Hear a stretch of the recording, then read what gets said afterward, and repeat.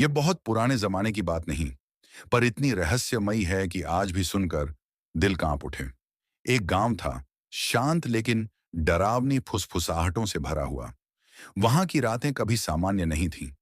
लोग कहते थे कि हवा में कुछ ऐसा था जो मन को बेचैन कर देता था। गांव के पास एक पुराना टूटा हुआ घर था, जिसके पास जाते ही शरीर में अजीब सी ठंडक दौड़ जाती। लोग दावा करते कि खिड़कियों में साए दिखाई देते हैं, पर कोई भी वहां रुक कर देखने की हिम्मत नहीं करता। हर कोई उस घर को किसी अनजानी ताकत का बसेरा मानता था। कहते हैं कि उस घर में कभी एक परिवार रहता था, लेकिन एक भयानक हादसे के बाद सब बदल गया। रातों को चीखों की गूंज सुनाई देती, जैसे दीवारें अपना दर्द बता रही हों। बुजुर्गों का मानना था कि उस जगह पर कोई अदृश्य शक्ति मौजूद है जो चैन नहीं लेने देती। एक लड़का, हामजा, इन कहानियों की सच्चाई जानने का शौकीन था। उसे लगता था कि ये बातें सिर्फ डराने के लिए बनाई जाती हैं। उसका मानना था कि जब तक आंखों से न देखा जाए, सच क्या है पता नहीं चलता। यही जिज्ञासा उसे खतरे की ओर खींच रही थी। हामजा ने तय किया कि वह रात होते ही उस वीरान घर में जाएगा और असली सच देखेगा। वह जानता था कि गांव वाले उसे रोकेंगे, इसलिए उसने किसी को अपने इरादे के बारे में नहीं बताया। उसके मन में बस एक सवाल था, डर कहानियों में है या हकीकत में। रात गहरी हो चुकी थी। चांद बादलों में छिपता उभरता था, जैसे वह भी उस घर को देखने से डर रहा हो। हामजा ने टॉर्च जेब में रखी और धीरे से घर से बाहर निकल गया। सुनसान रास्ते पर उसके कदमों की आवाज अजीब गूंज पैदा कर रही थी। जैसे जैसे वह घर के करीब पहुंचता गया, हवा और भारी तथा ठंडी होती गई। अजीब बात यह थी कि उसे महसूस हो रहा था कि कोई उसके पीछे चल रहा है।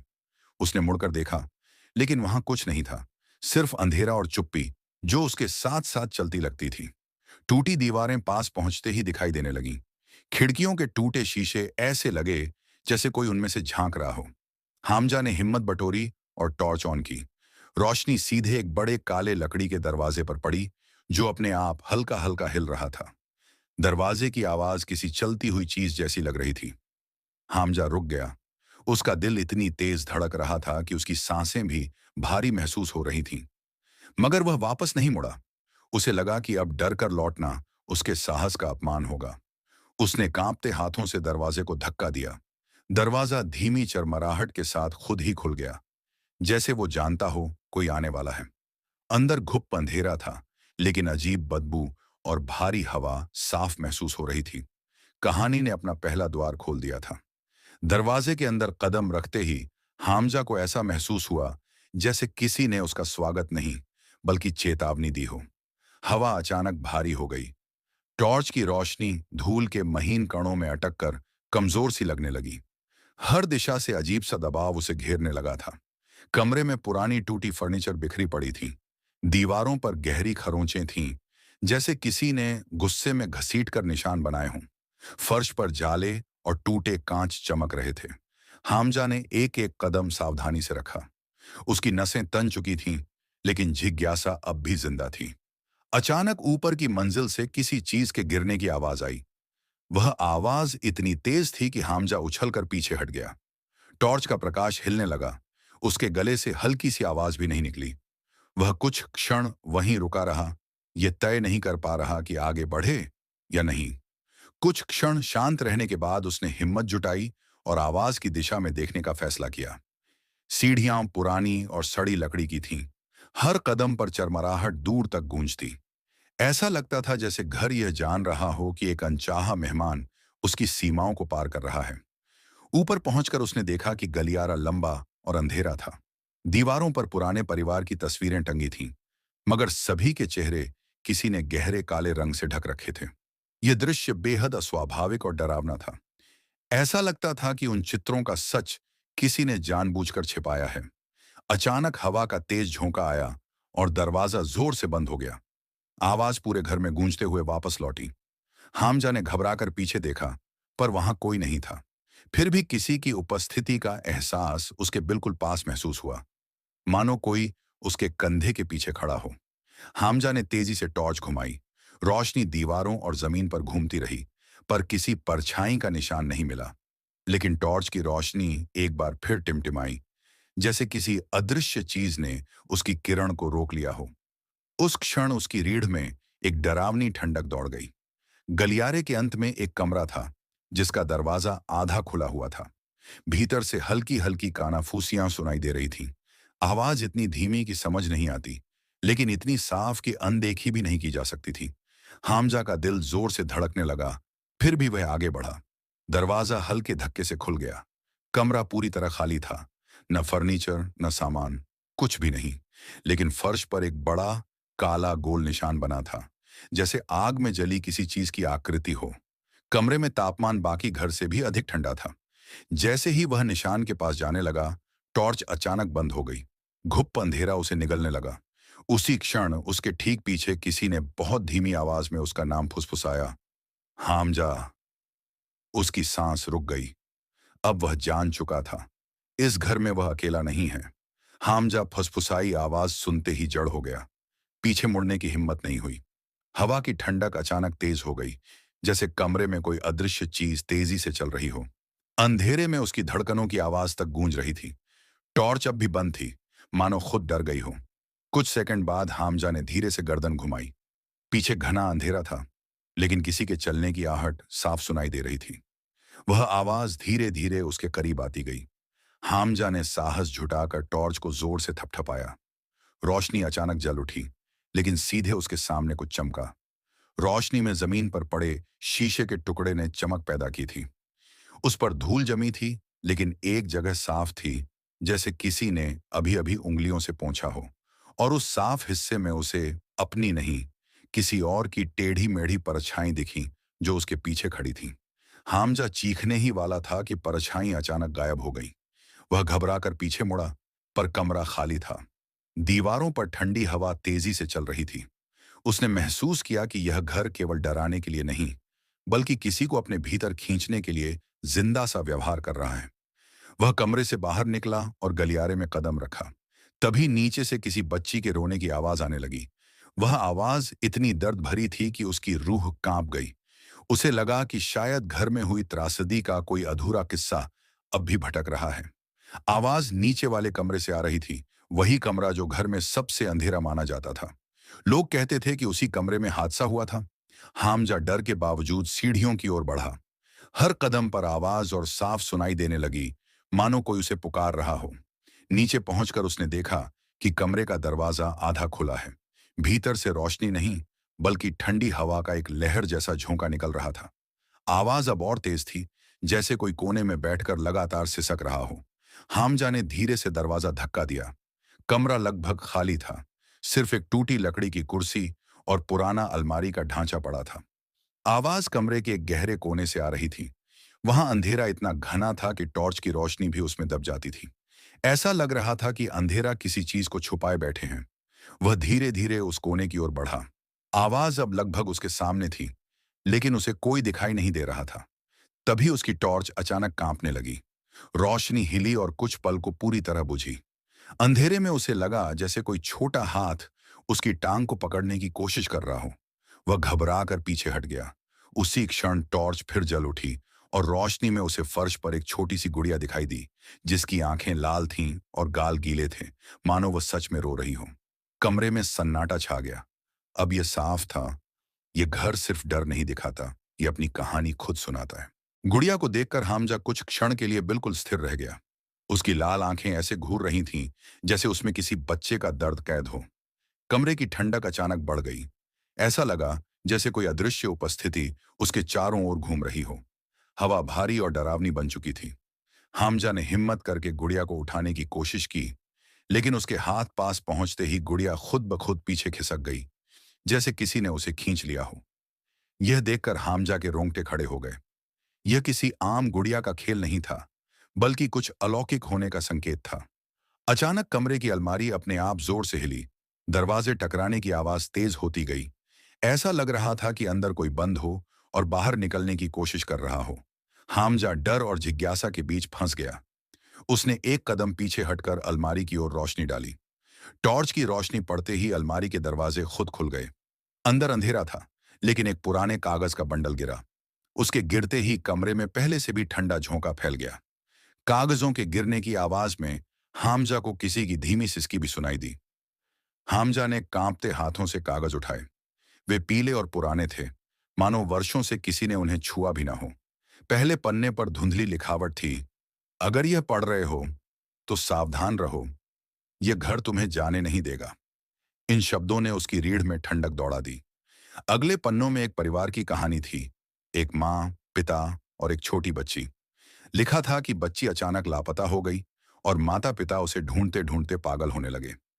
कहते हैं कि जिस रात बच्ची गायब हुई, घर में अजीब हवाएं चलीं और दरवाजे अपने आप बंद हो गए। कागजों में बताया गया था कि बच्ची की आखिरी चीख इसी कमरे में सुनी गई थी, जहां हामजा अभी खड़ा था। पढ़ते पढ़ते उसका दिल तेज धड़कने लगा। उसे लगा जैसे कोई उसकी गर्दन के पास खड़ा होकर उसकी सांसों को महसूस कर रहा हो। पर पीछे देखता तो कुछ भी नहीं दिखता। अचानक गुड़िया फर्श पर खुद ब खुद घूमने लगी। उसकी आंखें हामजा की ओर टिक गईं, मानो वह कुछ कहना चाहती हो। उसी क्षण कमरे की हवा तेज सरसराहट में बदल गई। फुसफुसाहटें उभरने लगीं, धीमी पर साफ। सच्चाई खोजो, हमें मुक्त करो, जैसे शब्द हवा में तैर रहे थे। हामजा ने कांपते हुए महसूस किया कि अब यह केवल डर की कहानी नहीं, बल्कि किसी कैद आत्मा की पुकार है। उसने टॉर्च कसकर पकड़ी और कागज अपने बैग में रख ली। वह जानता था कि बाहर निकलने का समय हो चुका है, लेकिन घर शायद यह नहीं चाहता था। जैसे ही वह कमरे से बाहर निकला, गलियारे की लाइट, जो बंद थी, अचानक टिमटिमाने लगी। फिर दरवाजे एक एक करके जोर से बंद होने लगे, जैसे घर उसे पीछे लौटने पर मजबूर कर रहा हो। हामजा ने दौड़ने की कोशिश की, लेकिन तभी ऊपर वाली मंजिल से किसी बच्चे की चीख गूंज उठी। ऊपर से आई बच्चे की चीख ने हामजा को वहीं रोक दिया। वह आवाज इतनी तीखी और दर्द भरी थी कि घर की दीवारें तक कांप उठीं। उसे महसूस हुआ कि यह सिर्फ आवाज नहीं, बल्कि किसी की मदद की पुकार है। उसका दिल डर और जिम्मेदारी के बीच फंस गया। कुछ पल बाद वह तेजी से सीढ़ियों की ओर बढ़ा। हर कदम के साथ चरमराहट और ऊंची होती जा रही थी, जैसे सीढ़ियां खुद चेतावनी दे रही हों कि ऊपर जाना सुरक्षित नहीं है। लेकिन चीख लगातार दोहराई जा रही थी, मानो कोई बच्चा अंधेरे में अकेला फंसा हो। ऊपर पहुंचते ही गलियारा पहले से भी अधिक ठंडा था। दीवारों पर टंगी पुरानी तस्वीरें अब कांपती सी लग रही थीं, जैसे उनमें कैद लोग जीवित हों। हवा भारी थी और हर दिशा से एक सिसकी जैसी आवाज आ रही थी। हामजा ने टॉर्च कसकर पकड़ी और आगे बढ़ गया। चीख जिस कमरे से आई थी, वह बिल्कुल अंत में था। दरवाजा आधा खुला था और भीतर घना अंधेरा पसरा हुआ था। कमरे की दहलीज पर धूल की एक मोटी परत थी, लेकिन उस पर एक छोटी बच्ची के पैरों के निशान साफ दिख रहे थे, इतने ताजा कि अभी अभी बने हों। हामजा कमरे में घुसा तो अचानक दरवाजा उसके पीछे जोर से बंद हो गया। वह उछल गया।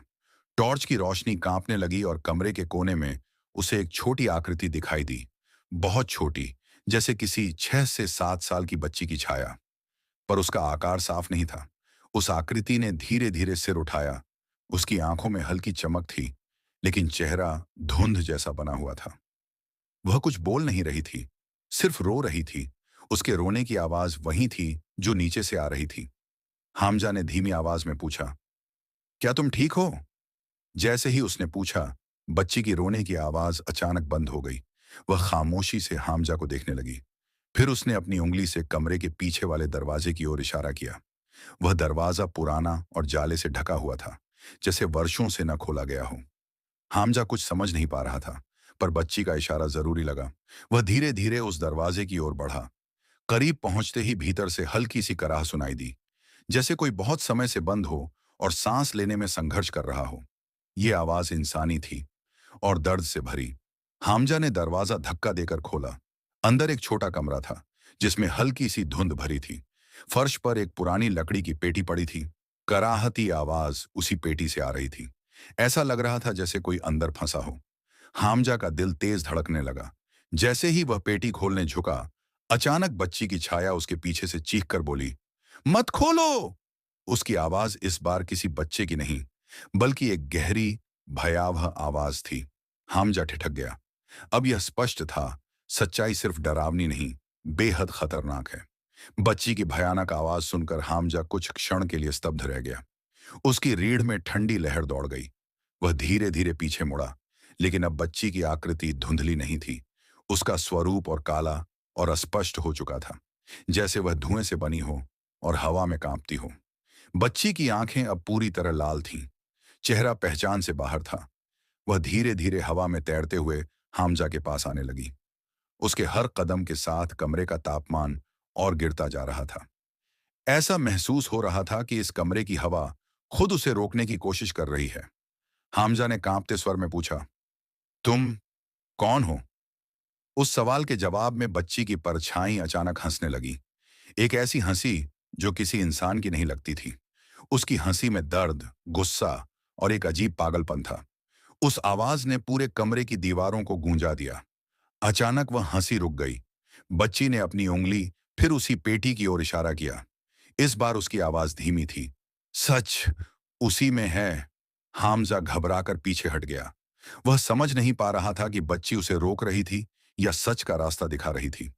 कमरे की छत पर लगे पुराने बल्ब ने अचानक तेज टिमटिमाना शुरू किया।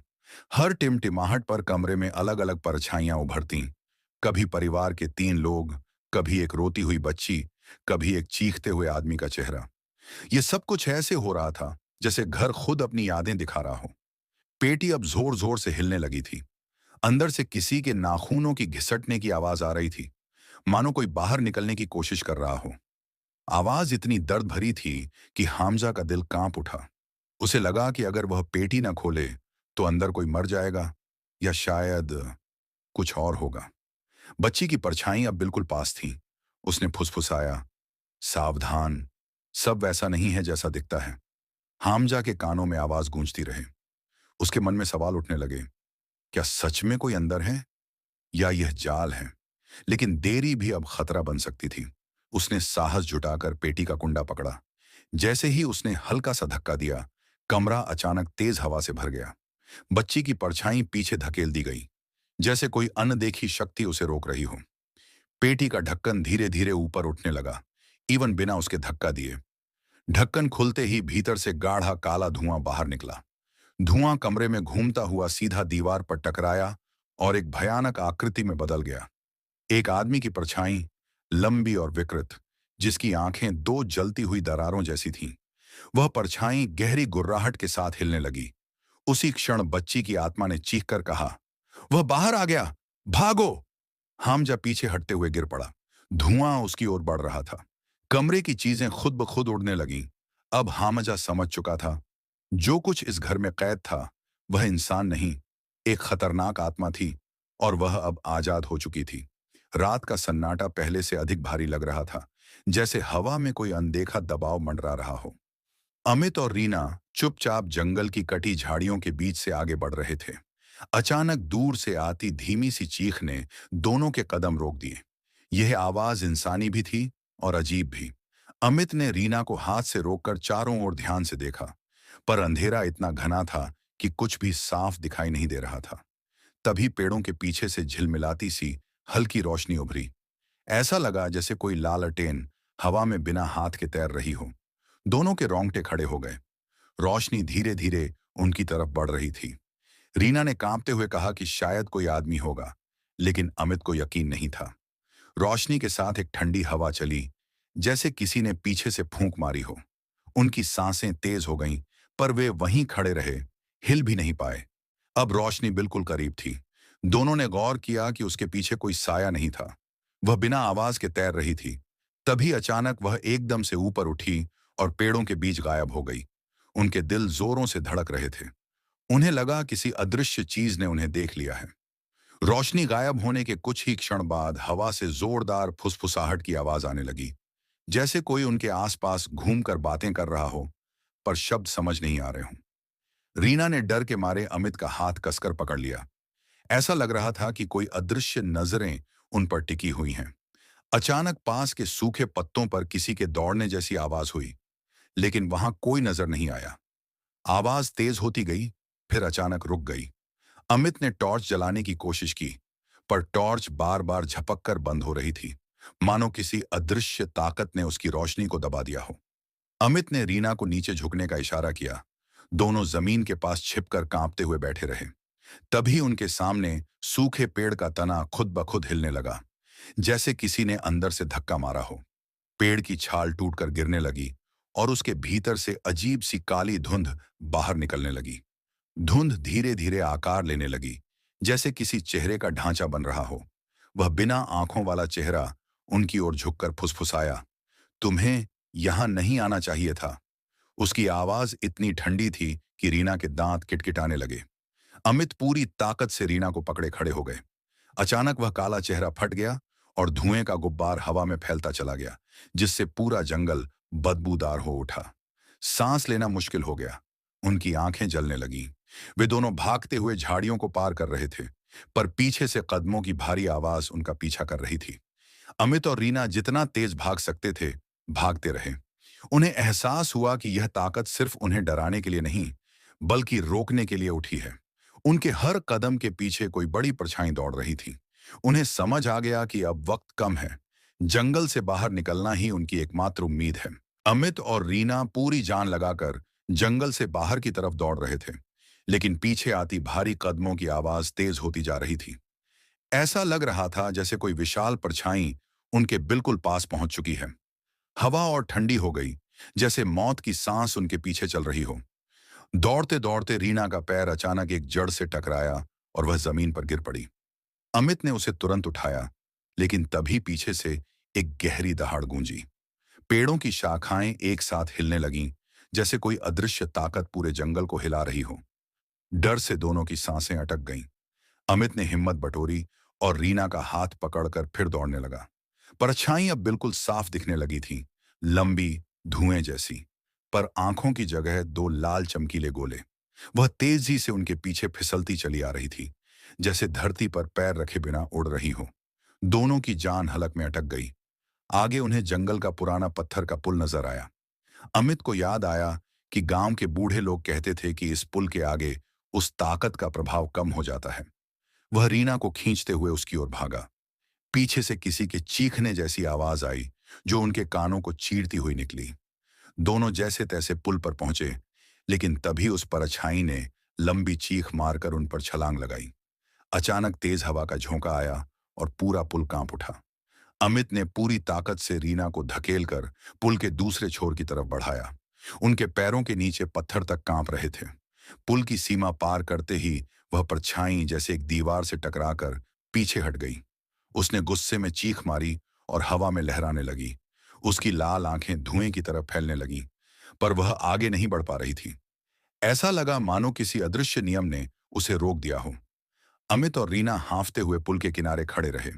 पीछे वह भयंकर परछाई बार बार सीमा पार करने की कोशिश कर रही थी, पर हर बार अदृश्य रुकावट से पीछे धकेली जा रही थी। उसकी चीखें अब गुस्से से बदहवास हो गई थीं, मानो वह उनकी जान लेने के लिए बेताब हो। धीरे धीरे धुंध जैसी परछाई हवा में टूटने लगी, जैसे उसका अस्तित्व खत्म हो रहा हो। उसकी लाल चमक बुझने लगी और वह धुएं की पतली लकीरों में बदलकर गायब होने लगी। जंगल की हवा थोड़ी गर्म महसूस हुई और अजीब फुसफुसाहटें अचानक बंद हो गईं। सब कुछ शांत था, पर डर अब भी बाकी। रीना की आंखों से आंसू बह रहे थे और अमित अभी भी कांप रहा था। वे समझ चुके थे कि यह अनुभव सिर्फ डरावना नहीं, बल्कि उनकी जान लेने वाला था। अमित ने रीना को संभाला और दोनों धीरे धीरे पुल से उतरे। पीछे का जंगल एक बार फिर अंधेरे में शांत खड़ा था। गांव की रोशनी दूर से चमकने लगी और दोनों ने राहत की गहरी सांस ली। वे जानते थे कि उन्होंने मौत जैसी ताकत से बचकर लौटे हैं। पर कहानी यहीं खत्म नहीं हुई, क्योंकि अमित ने जाते जाते पीछे देखा। जंगल पूरी तरह अंधेरा था, पर दो लाल चमकती आंखें फिर से उन पर टिकी हुई थीं।